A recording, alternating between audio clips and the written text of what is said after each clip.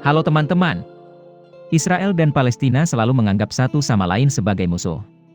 Dan saat ini terjadi konflik berdarah antara kedua negara, ribuan orang telah terluka dan terbunuh. Konflik tersebut mengancam akan meningkat menjadi perang habis-habisan. Jadi apa yang menyebabkan konflik dengan mereka?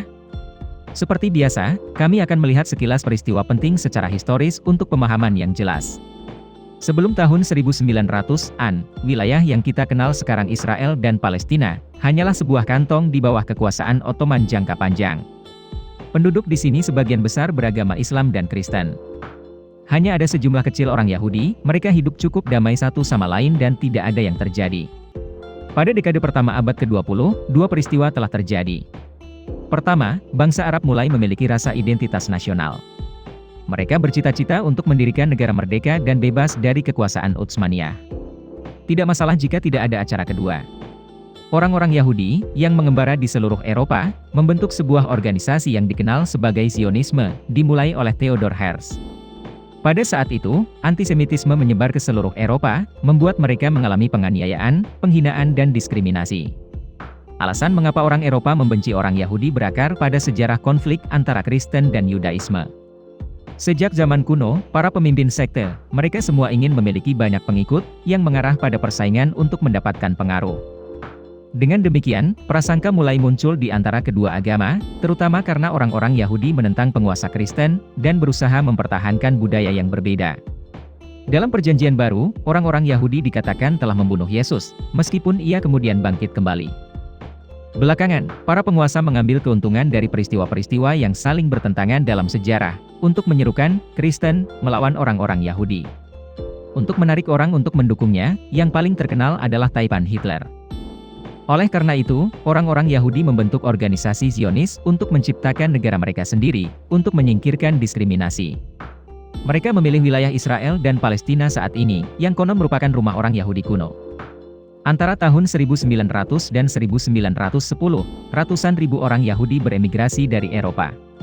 Pada tahun 1918, setelah Perang Dunia Pertama berakhir, Kekaisaran Ottoman runtuh, dan Inggris Raya menjadi penguasa baru di wilayah tersebut, yang secara kolektif dikenal sebagai Palestina.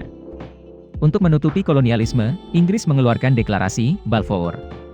Oleh karena itu, tujuan pendudukan mereka adalah untuk mendirikan tanah air nasional bagi orang Yahudi, dan mereka mengizinkan orang Yahudi untuk menetap dengan bebas. Seiring waktu, jumlah orang yang datang untuk menetap meningkat, menyebabkan konflik kepemilikan tanah dengan orang-orang Arab. Kedua belah pihak mulai berkelahi. Pada 1930-an, Inggris mulai membatasi imigrasi Yahudi. Sebagai tanggapan, milisi Yahudi dibentuk untuk melawan kekuasaan Inggris dan Arab.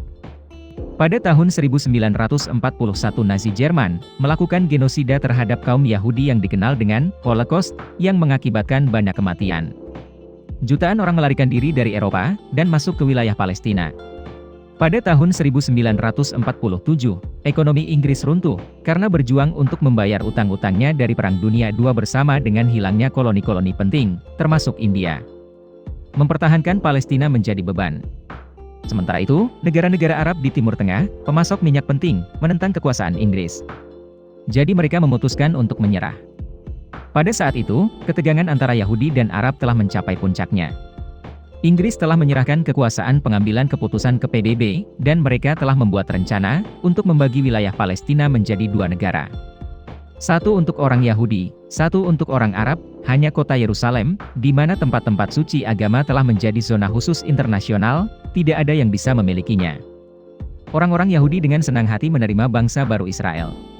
Tetapi orang-orang Arab itu pahit, mereka menganggap pembagian itu omong kosong. Daerah ini adalah rumah lama mayoritas Arab yang dibagi dua di antara minoritas Yahudi.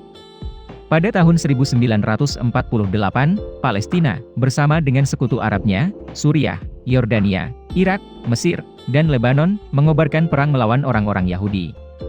Setelah setahun berperang, mereka tidak memperoleh apa-apa, tetapi sebaliknya kehilangan sebagian wilayah yang telah dibagi oleh Perserikatan Bangsa-Bangsa. Hanya dua wilayah yang masih dikenal sebagai tepi barat dan jalur Gaza. Israel mendeportasi orang-orang Arab dari negara itu.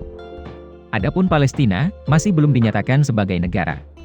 Pada tahun 1964, mereka mendirikan Organisasi Pembebasan Palestina atau disingkat PLO, dengan tujuan mengusir orang-orang Yahudi dari wilayah yang mereka miliki dan tempati.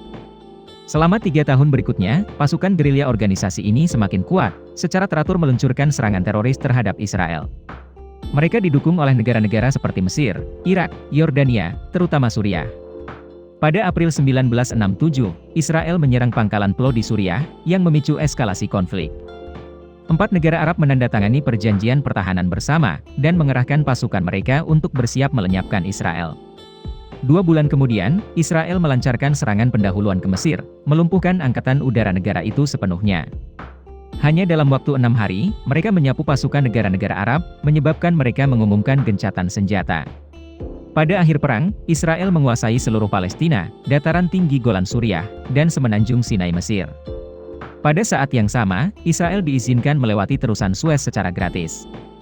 Pada tahun 1978, Israel menandatangani perjanjian damai dengan Mesir, yang dimediasi oleh Amerika Serikat. Dengan demikian, semenanjung Sinai dikembalikan ke Mesir, dan kedua negara menormalkan hubungan. Palestina dan negara Arab lainnya marah. Mereka mengusir Mesir dari Liga Arab, dan membunuh Presiden Anwar Sadat. Konflik berlanjut setelah itu, Israel tidak menyerah, baik menekan dan mengirim orang untuk menetap di tepi barat dan jalur Gaza. Mereka menginginkan pencaplokan penuh, dan tidak memberi Palestina kesempatan untuk membentuk sebuah negara. Organisasi Pembebasan Palestina terbagi menjadi 2 faksi, satu yang berkompromi dan menerima nasib yang disebut Fatah. Faksi lainnya, yang disebut Hamas, terdiri dari pejuang Islam radikal, yang terus berjuang melawan Israel.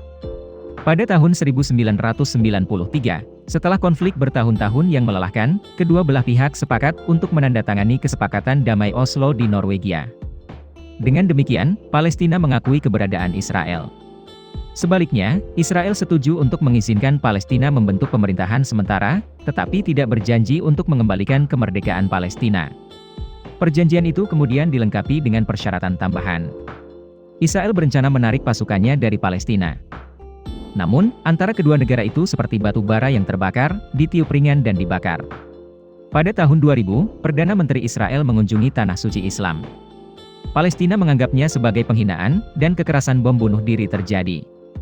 Setiap konflik hanya membutuhkan alasan kecil untuk terus berlanjut.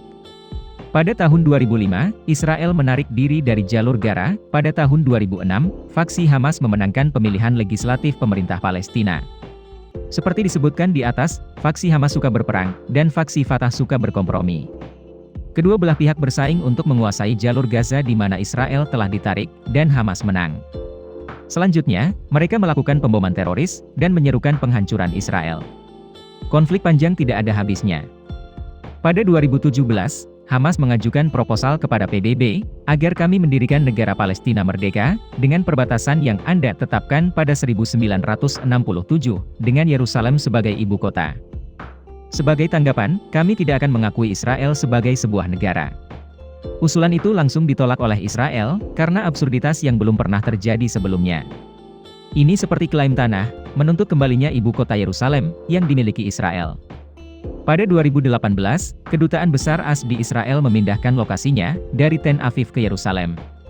Ini seperti secara terbuka menyatakan dukungannya untuk Yerusalem sebagai ibu kota Israel.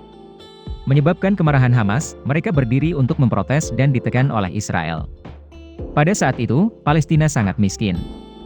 Karena Amerika Serikat dan negara-negara lain yang menentang rezim kekerasan mereka, telah memberlakukan sanksi ekonomi. Tapi itu bukan penyebab utama dari 50% pengangguran Palestina. Jumlah uang yang diterima Palestina dari bantuan internasional setiap tahun sangat besar, tetapi sebagian besar dihabiskan untuk membeli senjata. Dalam 3 tahun terakhir, tidak ada peristiwa konflik besar yang terjadi tetapi sekarang, perang pecah lagi. Pada Mei 2021, Israel memerintahkan 4 keluarga Palestina yang tinggal di lingkungan Sheikh Jarrah di Yerusalem untuk pergi. Khawatir bahwa mereka akan menjadi yang berikutnya, orang-orang di lingkungan itu menyerukan protes. Frustrasi tumbuh, ketika politisi Yahudi menyatakan seluruh kota milik kita. Para pengunjuk rasa berkumpul dalam jumlah yang lebih besar dan menarik ke dalam Masjid Al-Aqsa untuk berdoa. Polisi Israel menekan dan menyerbu ke dalam gereja, membuat situasi menjadi serius. Hamas mengeluarkan ultimatum, keluarkan polisi dari gereja, atau kami akan menyerang. Beberapa jam kemudian, mereka menembakkan ribuan roket ke Israel. Sebagai tanggapan, Israel menjatuhkan bom di jalur Gaza. Ada lebih dari 150 serangan udara berturut-turut. Pada saat yang sama, mereka juga mengerahkan tank dan artileri untuk mendekati wilayah utara jalur Gaza, siap menyerang di darat. Beberapa ratus orang tewas dan ribuan terluka. Fasilitas rusak parah, terutama bagi warga Palestina di jalur Gaza. Secara umum, ketika masalah teritorial belum terselesaikan, hanya perlu alasan agar Israel dan Palestina buru-buru kembali berperang. Video berakhir di sini. Terima kasih semua untuk menonton dan menyukainya. Jika menurut Anda videonya bermanfaat, beri kami suka dan berlangganan saluran untuk mendukung kami. Sampai jumpa dan sampai jumpa lagi.